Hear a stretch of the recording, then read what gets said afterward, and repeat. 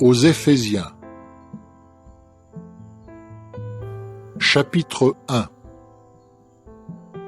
Paul, apôtre de Christ Jésus par la volonté de Dieu, aux saints qui sont à Éphèse et aux fidèles en union avec Christ Jésus, à vous, faveur imméritée et paix de la part de Dieu notre Père et du Seigneur Jésus-Christ. Béni soit le Dieu et Père de notre Seigneur Jésus-Christ,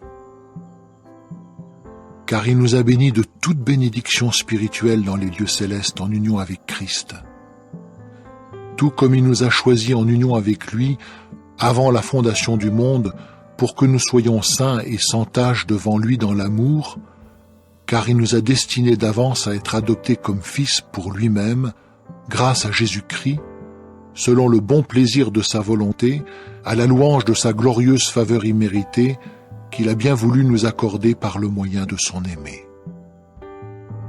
Par son moyen, nous avons la libération par rançon grâce au sang de celui-là, oui, le pardon de nos fautes, selon la richesse de sa faveur imméritée.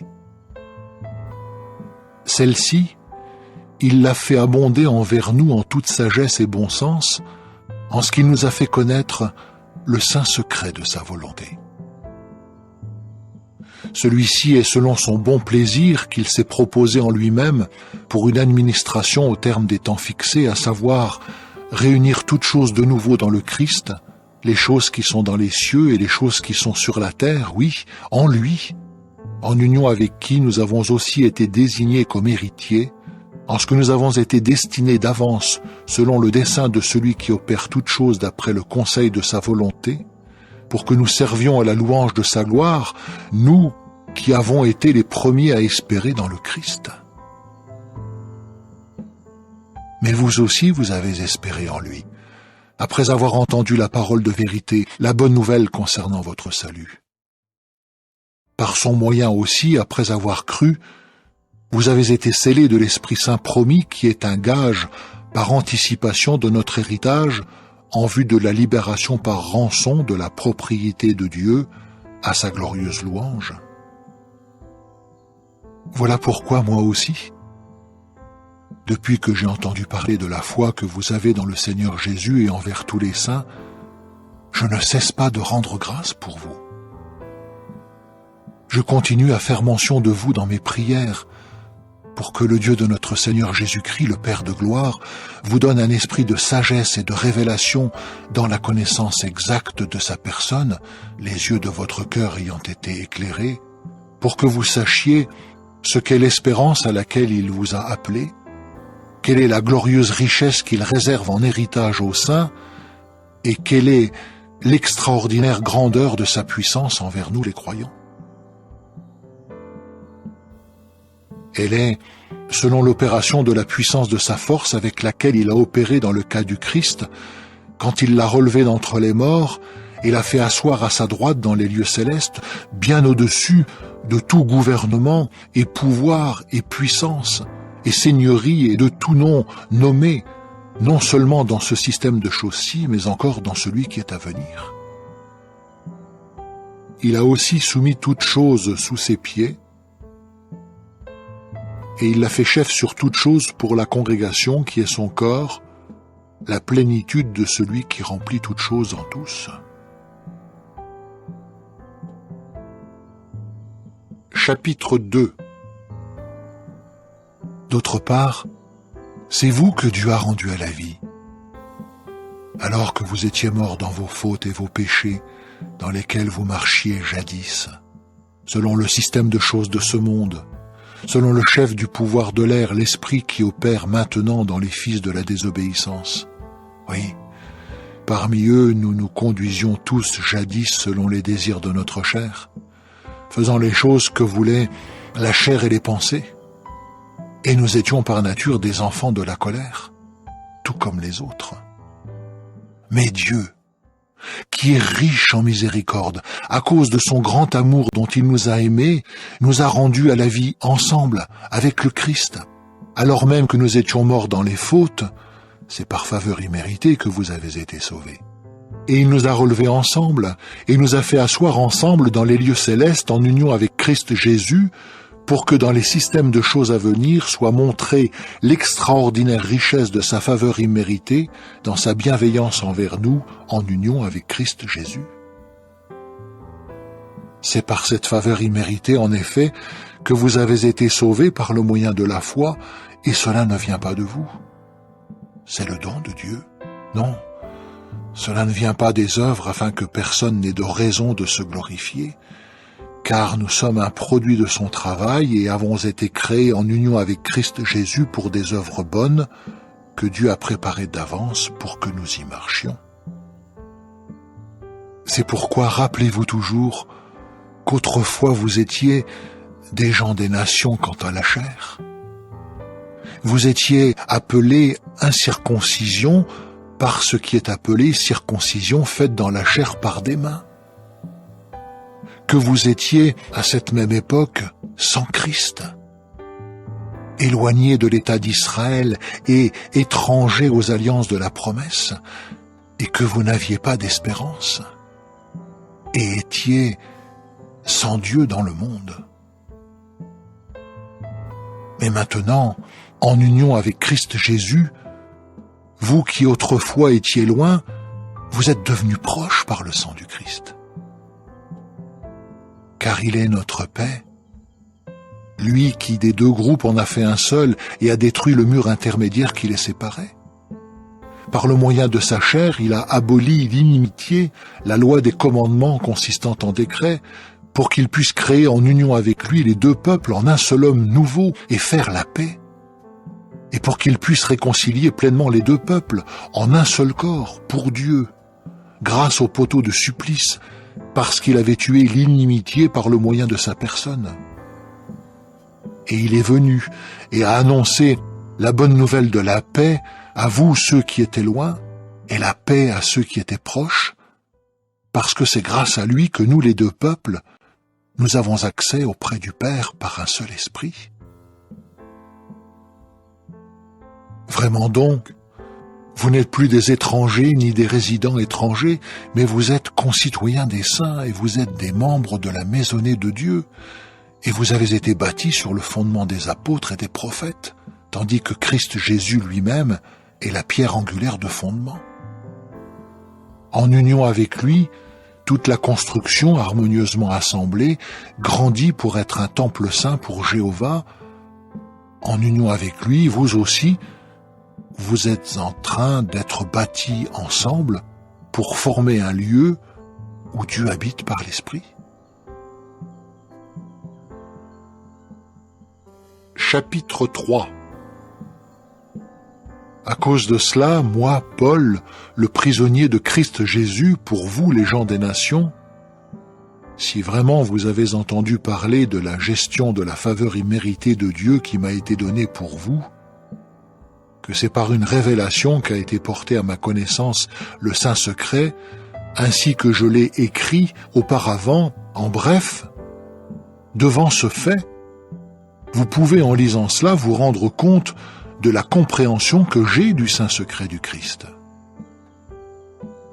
Dans d'autres générations, ce secret n'a pas été porté à la connaissance des fils des hommes, comme il a été révélé maintenant à ces saints apôtres et prophètes par l'Esprit, à savoir que des gens des nations devaient être cohéritiers et co-membres du corps, et avoir part avec nous à la promesse en union avec Christ Jésus par le moyen de la bonne nouvelle. J'en suis devenu ministre selon le don gratuit de la faveur imméritée de Dieu qui m'a été donné, suivant la manière dont opère sa puissance. C'est à moi, un homme qui est plus petit que le plus petit de tous les saints, qu'a été donnée cette faveur imméritée, pour que j'annonce aux nations la bonne nouvelle concernant l'insondable richesse du Christ, et que j'amène les hommes à voir comment le Saint Secret est administré, secret qui, depuis les temps indéfinis du passé, est resté caché en Dieu qui a créé toutes choses. Cela a eu lieu afin que par le moyen de la congrégation soit maintenant portée à la connaissance des gouvernements et des autorités dans les lieux célestes la sagesse infiniment variée de Dieu, selon le dessein éternel qu'il a formé au sujet du Christ Jésus notre Seigneur, grâce à qui nous avons franchise et accès avec confiance par le moyen de notre foi en lui. Je vous demande donc de ne pas renoncer à cause de mes tribulations pour vous, car celle-ci signifie la gloire pour vous. À cause de cela, je plie les genoux devant le Père, à qui toute famille au ciel et sur la terre doit son nom, afin qu'il vous accorde selon la richesse de sa gloire, de devenir fort quant à l'homme que vous êtes intérieurement, avec puissance grâce à son esprit, pour faire habiter grâce à votre foi le Christ dans vos cœurs avec l'amour, pour que vous soyez enracinés et établis sur le fondement, afin d'être pleinement capables de saisir avec tous les saints ce qu'est la largeur et la longueur, et la hauteur et la profondeur, et de connaître l'amour du Christ qui surpasse la connaissance, pour que vous soyez remplis de toute la plénitude que Dieu donne. Or, à celui qui peut, selon sa puissance qui opère en nous, faire plus que surabondamment au-delà de toutes les choses que nous demandons ou concevons, à lui soit la gloire par le moyen de la congrégation et par le moyen de Christ Jésus pour toutes les générations à tout jamais. Amen. Chapitre 4.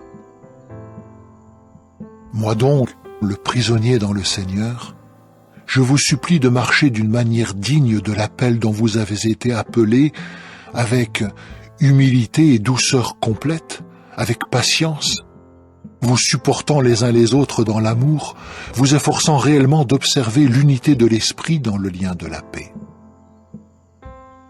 Il y a un seul corps et un seul esprit, comme aussi vous avez été appelés dans une seule espérance à laquelle vous avez été appelés, un seul Seigneur, une seule foi, un seul baptême, un seul Dieu et Père de tous, qui est au-dessus de tous, et par tous, et en tous. Or, à chacun de nous, la faveur imméritée a été donnée selon que le Christ a mesuré le don gratuit. C'est pourquoi il dit, quand il est monté en haut, il a emmené des captifs, il a donné des dons en hommes. Or, cette parole, il est monté. Que veut-elle dire sinon qu'il est aussi descendu dans les régions inférieures, c'est-à-dire la terre? Celui-là même qui est descendu, c'est aussi celui qui est monté bien au-dessus de tous les cieux pour qu'il puisse donner la plénitude à toute chose. Et il a donné certains comme apôtres, certains comme prophètes, certains comme évangélisateurs, certains comme bergers et enseignants, pour le redressement des saints, pour une œuvre ministérielle, pour la construction du corps du Christ, jusqu'à ce que nous parvenions tous à l'unité dans la foi et dans la connaissance exacte du Fils de Dieu, à l'état d'homme adulte, à la mesure d'une stature, celle de la plénitude du Christ, afin que nous ne soyons plus des tout-petits comme ballottés par les vagues et emportés çà et là par tout vent d'enseignement, au moyen de la fourberie des hommes, au moyen de la ruse, dans l'invention de l'erreur. Mais, disant la vérité, grandissons par l'amour en toute chose, en celui qui est la tête, Christ. De lui, tout le corps en étant harmonieusement assemblé et en coopérant grâce à toutes les jointures qui fournissent ce qu'il faut selon le fonctionnement de chaque membre en particulier, dans la mesure qui convient, contribue à la croissance du corps pour que celui-ci se bâtisse lui-même dans l'amour. Voici donc ce que je dis et atteste dans le Seigneur, c'est que vous ne marchiez plus comme marchent aussi ceux des nations dans la stérilité de leur intelligence, tandis qu'ils sont mentalement dans les ténèbres et éloignés de la vie qui relève de Dieu à cause de l'ignorance qui est en eux, à cause de l'insensibilité de leur cœur. Ayant perdu tout sens moral, ils se sont livrés au dérèglement pour pratiquer avec avidité l'impureté sous toutes ses formes.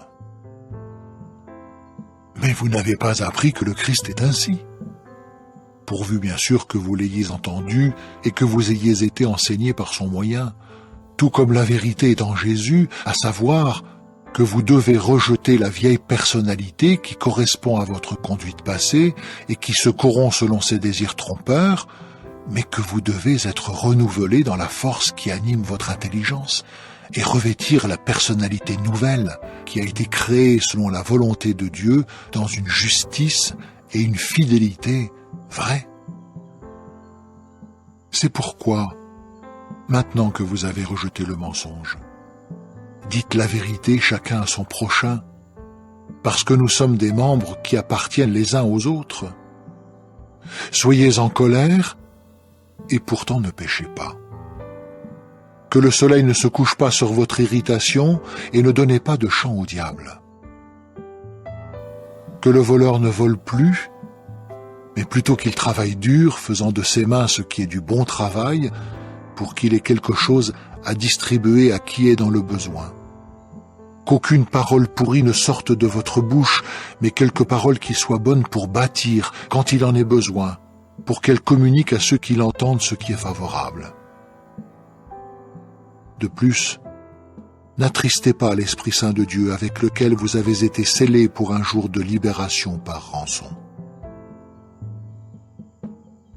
Que toute amertume malveillante, et fureur, et colère, et cri, et injure soit enlevée de chez vous, ainsi que toute méchanceté, mais devenez bons les uns pour les autres, pleins d'une tendre compassion, vous pardonnant volontiers les uns aux autres, tout comme Dieu aussi par Christ vous a pardonné volontiers.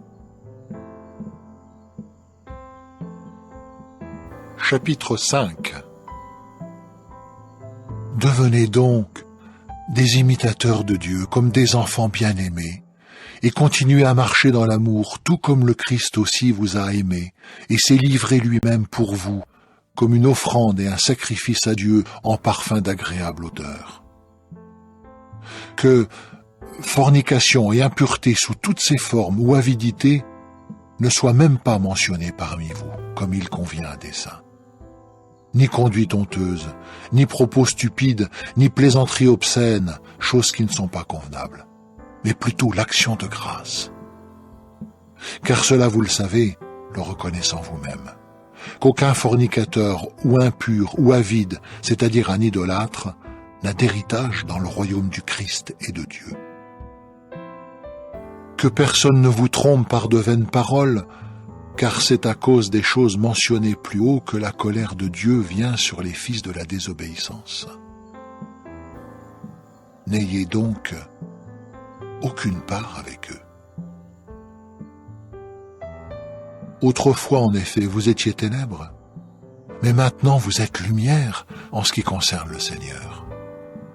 Continuez à marcher comme des enfants de lumière, car le fruit de la lumière consiste en toutes sortes de bonté et de justice et de vérité. Continuez à vérifier ce qui est agréable au Seigneur, et cessez de participer avec eux aux œuvres stériles des ténèbres, mais plutôt reprenez celles-ci, car les choses qu'ils font en secret, il est honteux même de les dire. Or, toutes les choses qui sont reprises sont rendues manifestes par la lumière, car tout ce qui est rendu manifeste est lumière. C'est pourquoi il dit « Réveille-toi, ô dormeur, et lève-toi d'entre les morts, et le Christ t'éclairera. » Prenez donc bien garde comment vous marchez, que ce soit non pas comme des gens dépourvus de sagesse, mais comme des sages, rachetant pour vous le moment propice parce que les jours sont mauvais. Voilà pourquoi cessez de devenir déraisonnables, mais continuez à comprendre quelle est la volonté de Jéhovah. De plus, ne vous enivrez pas de vin dans lequel il y a de la débauche, mais continuez à vous remplir d'esprit, vous parlant entre vous par des psaumes et des louanges à Dieu et des chants spirituels, chantant et vous accompagnant avec de la musique dans vos cœurs pour Jéhovah, au nom de notre Seigneur Jésus-Christ, rendant toujours grâce pour toutes choses à notre Dieu et Père. Soyez soumis les uns aux autres dans la crainte de Christ. Que les femmes soient soumises à leur mari comme au Seigneur, parce que le mari est chef de sa femme, comme le Christ aussi est chef de la congrégation, étant lui un sauveur de ce corps. Oui, comme la congrégation est soumise au Christ, de même que les femmes aussi le soient en tout à leur mari. Marie, continuez à aimer vos femmes, comme le Christ aussi a aimé la congrégation et s'est livré lui-même pour elle, pour qu'il puisse la sanctifier, la purifiant avec le bain d'eau par le moyen de la parole, pour qu'il puisse se présenter à lui-même la congrégation dans sa splendeur, n'ayant ni tache, ni ride, ni rien de semblable, mais afin qu'elle soit sainte et sans défaut. C'est de cette façon que les maris doivent aimer leurs femmes comme leur propre corps. Celui qui aime sa femme s'aime lui-même, car personne n'a jamais haï sa propre chair, mais il la nourrit et l'entoure de soins, comme le Christ aussi le fait pour la congrégation parce que nous sommes membres de son corps. C'est pourquoi l'homme quittera son père et sa mère, et il s'attachera à sa femme, et les deux deviendront une seule chair. Ce saint secret est grand. Or, je parle par rapport à Christ et à la congrégation. Cependant que chacun de vous, pour sa part, aime ainsi sa femme comme lui-même. De son côté, la femme doit avoir un profond respect pour son mari. Chapitre 6. Enfants, obéissez à vos parents en union avec le Seigneur, car cela est juste. Honore ton père et ta mère, ce qui est le premier commandement avec une promesse, pour que tout aille bien pour toi et que tu demeures longtemps sur la terre. Et vous, pères, n'irritez pas vos enfants, mais continuez à les élever dans la discipline et les avertissements de Jéhovah. Esclaves, obéissez à ceux qui sont vos maîtres selon la chair avec crainte et tremblement, dans la sincérité de votre cœur comme au Christ, servant non parce qu'on vous voit et pour plaire aux hommes, mais comme les esclaves du Christ faisant la volonté de Dieu de toute leur âme. Soyez des esclaves avec de bonnes dispositions comme pour Jéhovah et non pour les hommes, car vous savez que chacun, quelque bien qu'il fasse, recouvrera cela de la part de Jéhovah, qu'il soit esclave ou homme libre. Et vous, maîtres, continuez à faire les mêmes choses envers eux, laissant de côté la menace, car vous savez que leur maître et le vôtre est dans les cieux, et il n'y a pas de partialité chez lui.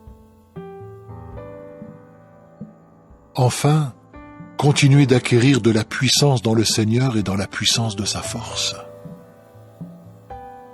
Revêtez l'armure complète de Dieu pour que vous puissiez tenir ferme contre les manœuvres du diable, parce que nous avons à lutter non pas contre le sang et la chair, mais contre les gouvernements, contre les autorités, contre les maîtres mondiaux de ces ténèbres, contre les forces spirituelles méchantes dans les lieux célestes.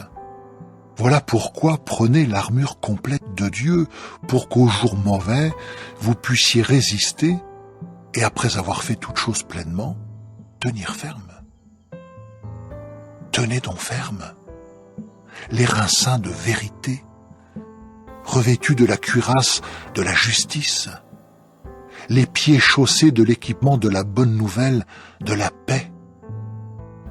Surtout prenez le grand bouclier de la foi, avec lequel vous pourrez éteindre tous les projectiles enflammés du méchant. En outre, acceptez le casque du salut et l'épée de l'esprit, c'est-à-dire la parole de Dieu, tandis que par toutes sortes de prières et de supplications, vous priez en toutes circonstances en esprit. Et pour cela, tenez-vous éveillés, avec toute persévérance et avec supplication pour tous les saints. Pour moi aussi, afin que la capacité de parler me soit donnée quand j'ouvre la bouche pour faire connaître avec franchise le saint secret de la bonne nouvelle, pour laquelle je fais fonction d'ambassadeur dans les chaînes, afin que je puisse, en ce qui la concerne, parler avec hardiesse, comme je dois parler. Or, afin que vous sachiez vous aussi quelle est ma situation, comment je me porte, Tychique, un frère bien-aimé et un fidèle ministre dans le Seigneur, vous fera tout connaître. Je vous l'envoie pour cela même, afin que vous soyez au courant de ce qui nous concerne et qu'il console vos cœurs. Que les frères aient paix et amour avec foi de la part de Dieu le Père et du Seigneur Jésus-Christ. Que la faveur imméritée soit avec tous ceux qui aiment notre Seigneur Jésus-Christ dans l'incorruptibilité.